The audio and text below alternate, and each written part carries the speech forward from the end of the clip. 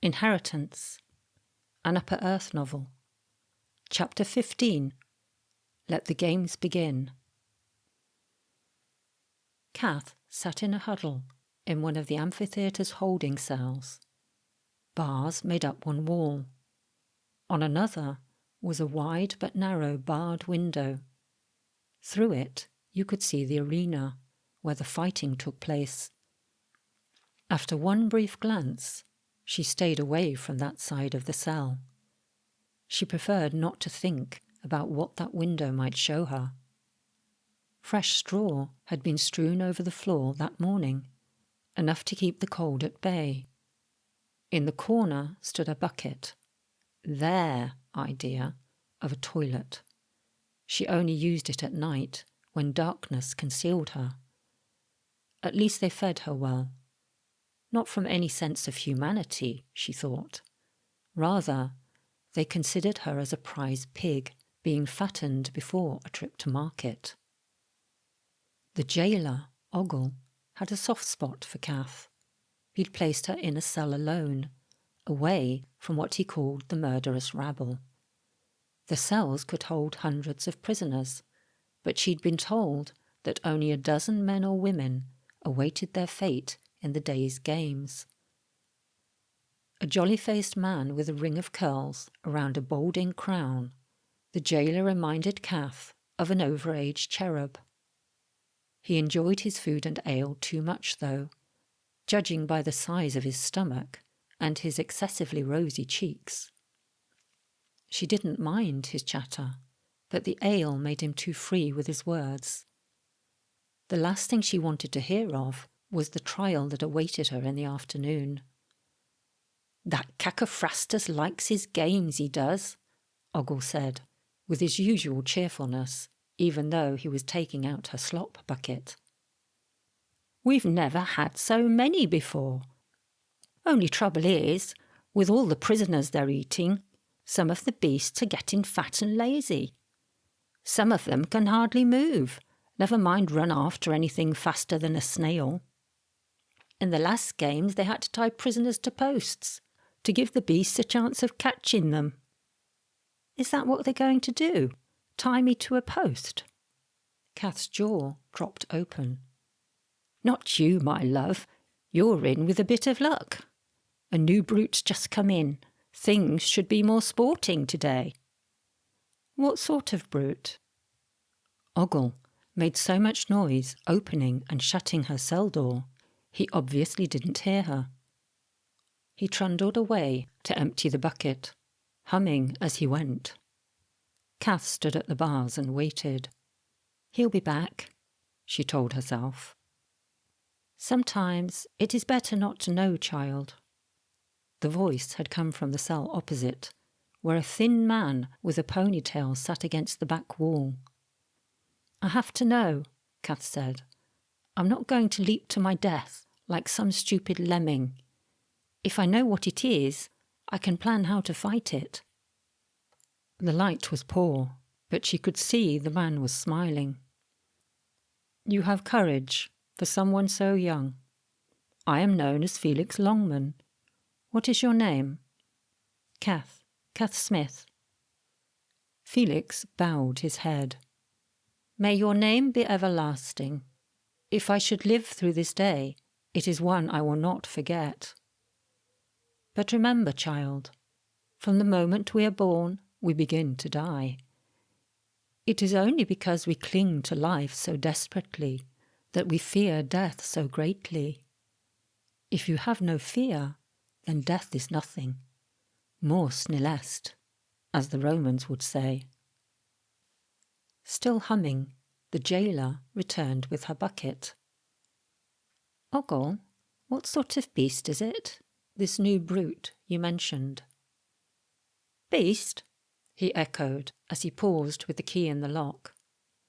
"Oh, an ephanodran, they call it. So I'm told, anyway.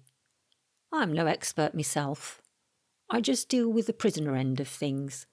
But my cousin works on the livestock side, and he tells me this one's rare. Least they think they're rare. But no one ever sets eyes on them anyways. Invisible they are." Should be interesting in the arena, though. Don't think we've ever had an invisible monster in the games. Bit of a novelty, really. Invisible? The word echoed in Kath's head.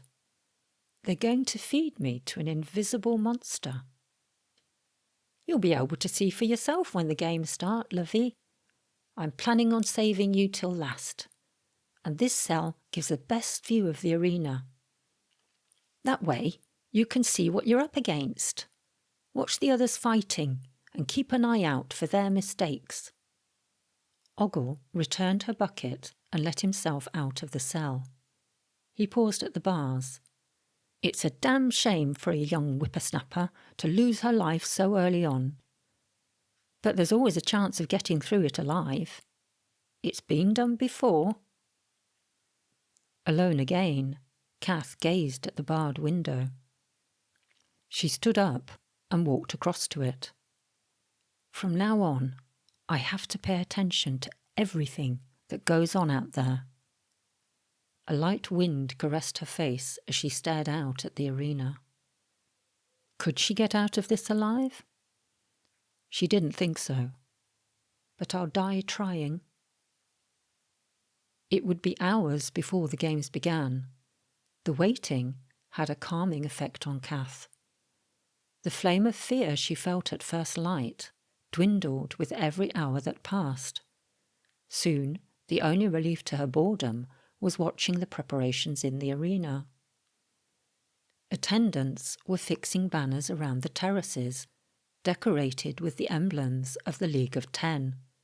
She recognised the dragon of Duke Cacophrastus easily.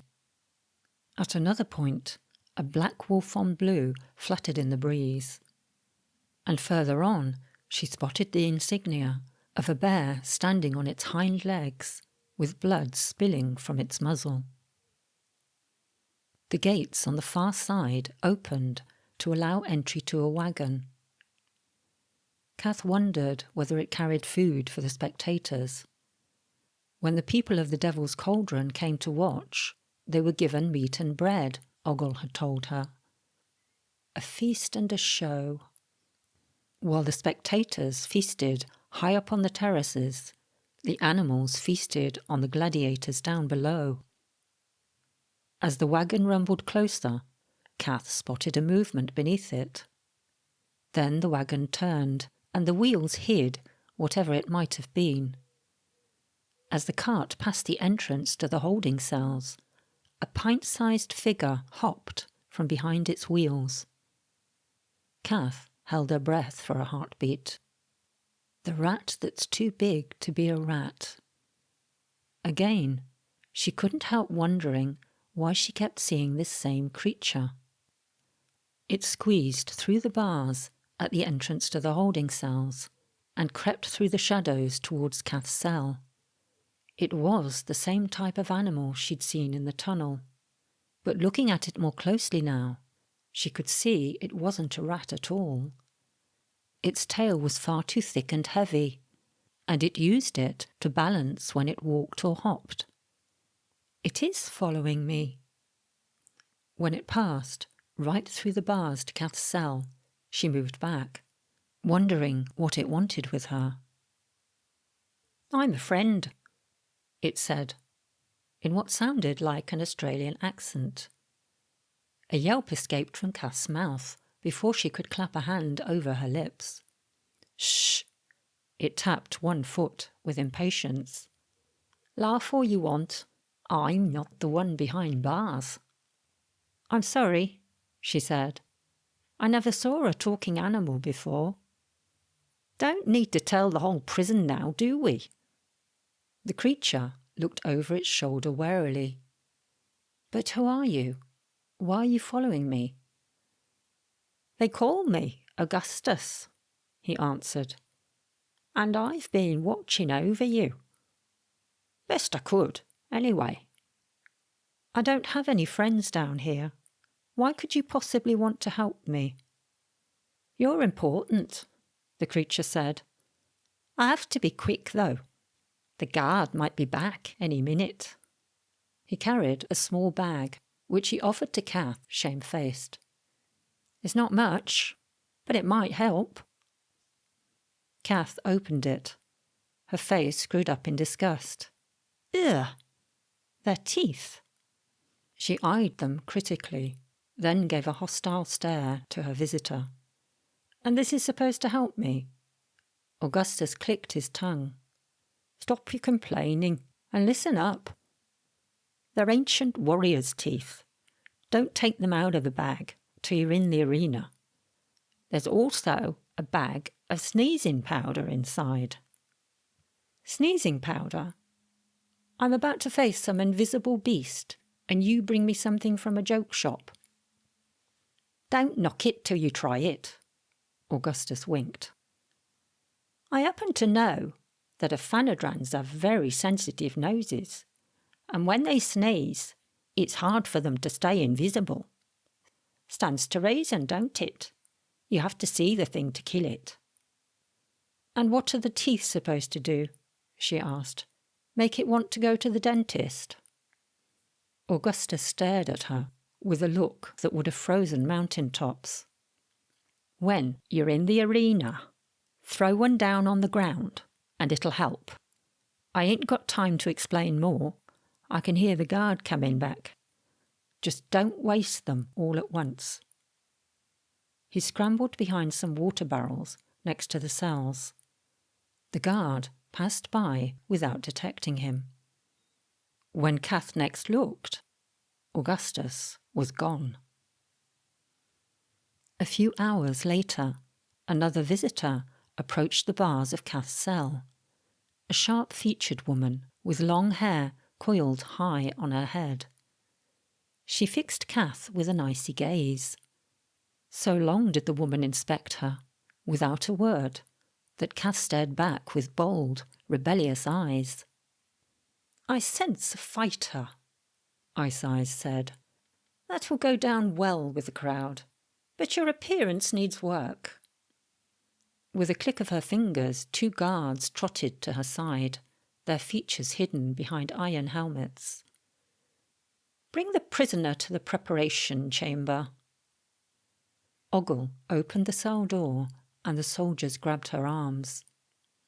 They frog-marched her behind the woman, past the other holding cells where prisoners crouched. At the far end of the corridor, Ice Eyes entered a door. In the room behind it, a square sunken bath the size of a small swimming pool took up half of the floor space. Ice Eyes turned around to face Kath. In a few moments, I will send 2 girls to wash you. If you do not cooperate, the girls will be sent away and the guards will do it. Her matter-of-fact voice softened and she came closer. You look like a sensible girl, she crooned. And you do want to look your best, don't you? Kath kept her eyes sullen and stared into space, refusing to engage with the woman. Ice Eyes grabbed a handful of Kath's hair and yanked her head to one side. Insolence is not becoming in one so young, she said in an iron tone. Now, you will behave, won't you? Yes, Kath yelped, blinking back the tears that welled in her eyes. I won't give her the satisfaction of seeing me cry. Good. Ice Eyes released her grip. Her pale lips broke into a poor impersonation of a charming smile. She lifted Kath's chin. I suspect there's a pretty face underneath all that grime. The woman turned on her heel and strode out of the room, leaving the guards stationed at the door. Moments later, 2 girls arrived. A tall one with a broad freckled face, big-shouldered and wide-hipped under her bodiced dress. The other with dainty features and a slender frame. You 2, out, the big girl barked at the guards. We're supposed to guard the prisoner, one wheedled. Way I see it, best place to do that is here. I said out, She advanced on the soldiers.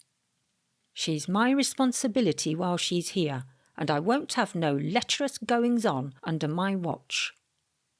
"All right, Sophia, no need to get narky." The guards sidled through the door, as though afraid to turn their backs on the girl. "Right, you," she grunted at Kath. "Clothes off and into the water. Take the cheap trinkets off too." Kath did as she was told. Like it or not, she would have to take a bath, and she preferred to do it without any men in the room. She removed her many earrings last. They had been part of her for so long that losing them was like losing her identity. When she slipped into the water, the heat surprised her. Under other circumstances, she would have liked to luxuriate in it, but Sophia scrubbed her down like Kath hadn't washed in months. The truth was, Kath couldn't exactly remember when her last bath had been. The squat in Birmingham didn't have running water. Once the scrubbing was over, and the water had turned a dirty shade of grey, Sophia threw a piece of cloth at Kath to dry herself with. Then the slender girl, Lavinia, Sophia had called her, came towards Kath with something that looked suspiciously like a Roman tunic. "Where are my clothes?" Kath asked. "There's no way I'm putting that on." "Stop complaining," Sophia said. "Everything Roman is the height of fashion, and in a Roman amphitheatre you can't wear anything but Roman. Course, you can go naked as the skin you were born in, if you like. That'd be a crowd pleaser." "The bag of teeth. It's in my jacket pocket," she remembered. She had to find a way of getting the bag back. "I'll wear it, but let me keep my clothes.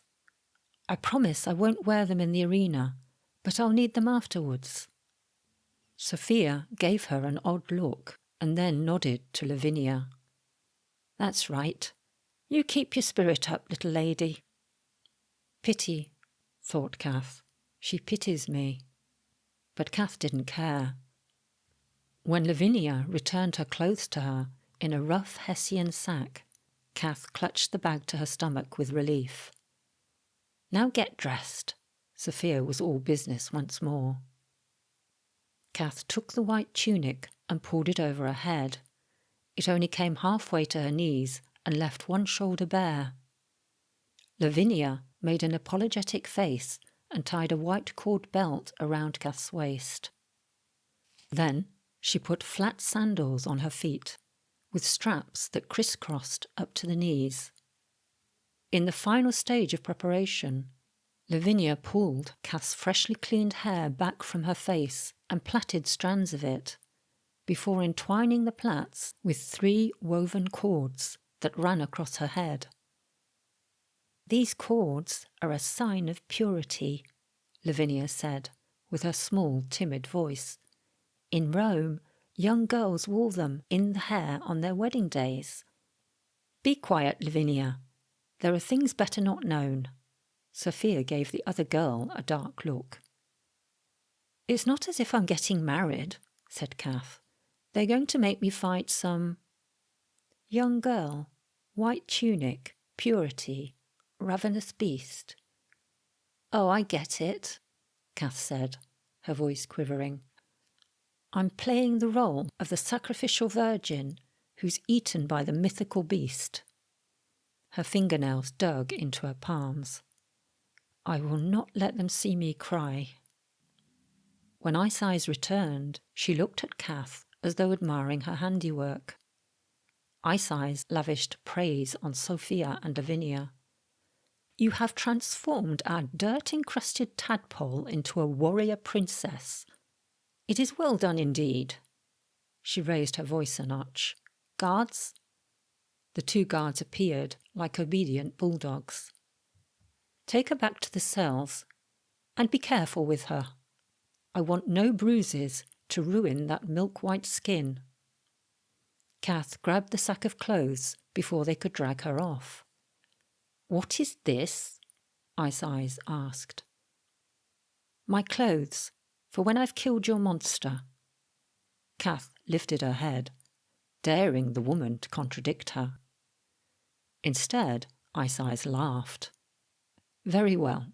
You shall keep your clothes. I look forward to witnessing your victory." Once back in her cell, Kath found herself drawn to the window. Ogle had left her a bowl of stew, but she couldn't bring herself to eat it. Instead, she watched the flags flapping in the breeze of a glorious summer day.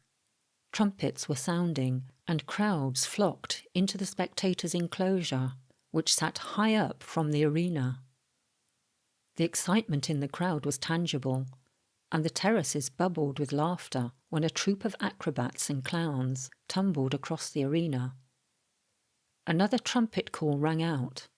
Then a voice proclaimed the opening of the games to rapturous applause and cheering. Over the noise of the crowd, other sounds became audible. From the livestock enclosure, a cacophony of snorting and hissing and squealing drowned out everything else. Nothing was visible behind the gate to the pens, but the Aphanodran had to be there, because the whole structure shook violently.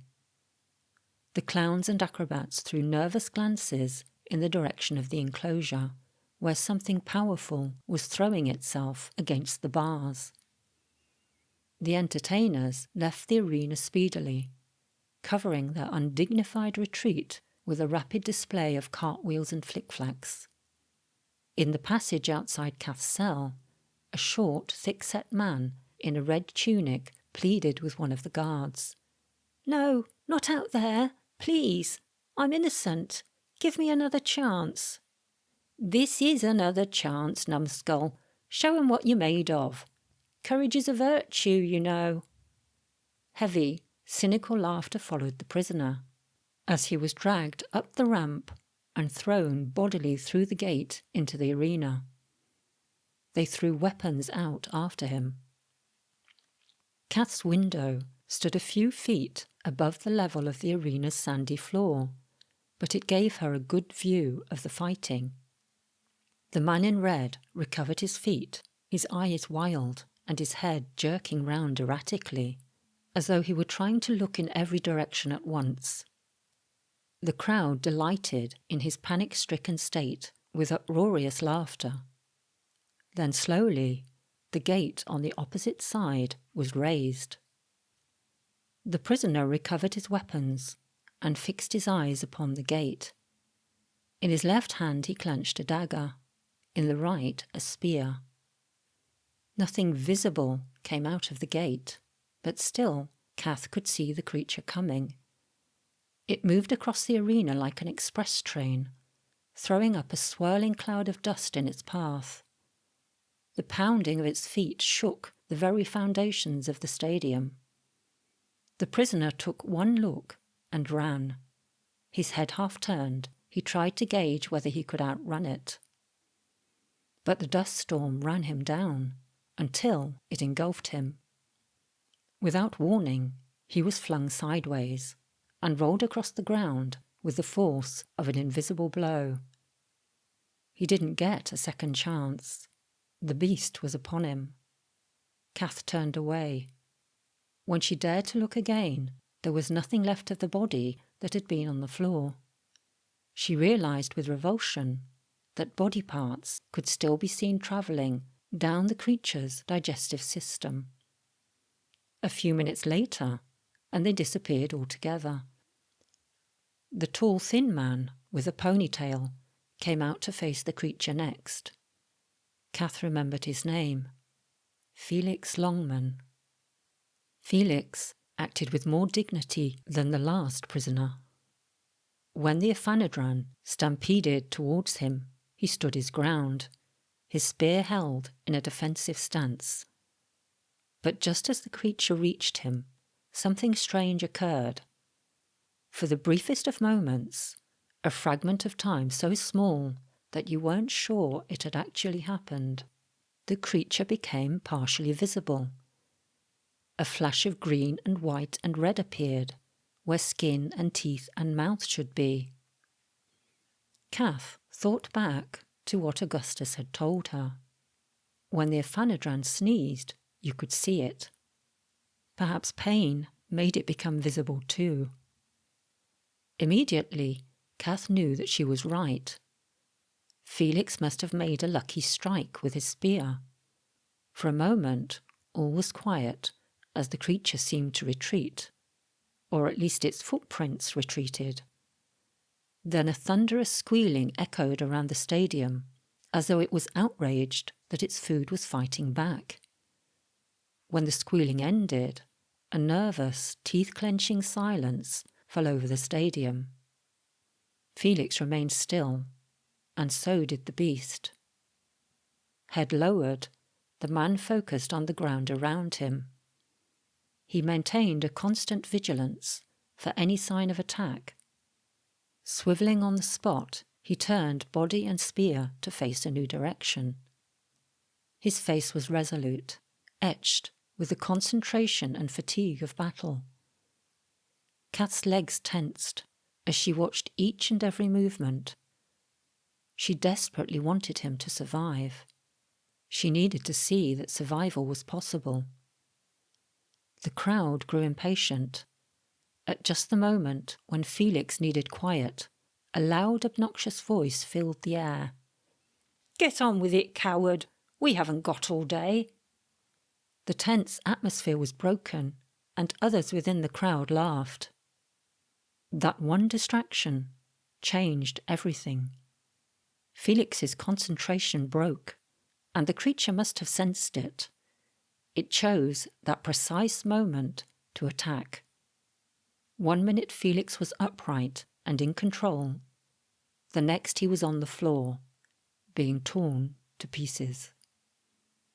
Kath turned away, blinking back tears. "May your name be everlasting."